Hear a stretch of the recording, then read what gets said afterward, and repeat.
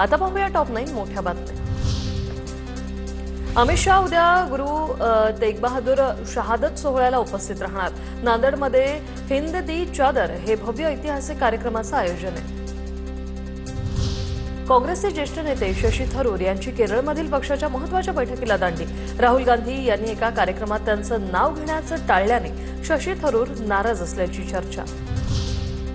मनसे अध्यक्ष राज ठाकरेंकडून सामना वृत्तपत्रात मुलाखतीत राज ठाकरेंनी ज्येष्ठ अभिनेते अमिताभ बच्चन यांचा सांगितला किस्सा। लाडकी बहीणच्या ई-केवायसी प्रक्रियेतील अडचणी सोडवण्यासाठी हेल्पलाईन योजनेशी संबंधित इतरही तक्रारी शंकांचं फोन कॉलवर निवारण होणार। लाडक्या बहिणींसाठी 181 या हेल्पलाईन नंबरवर तांत्रिक मदत होणार।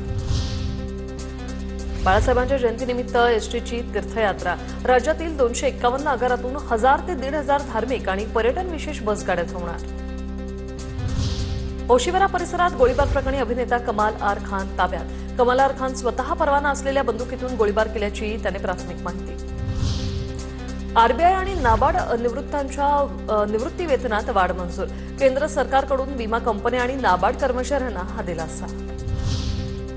शेअर बाजार निर्देशांकांमधील तेजी अल्पजीवीच। सेन्सेक्स 769 अंश तर निफ्टी 241 अंशांनी घसरला। सोने चांदीची पुन्हा भाववाढ। जळगावच्या सुवर्ण बाजारात चांदीने 17,000ची उसळी घेतली तर सोन्याच्या भावातही 3,500 रुपयांची वाढ।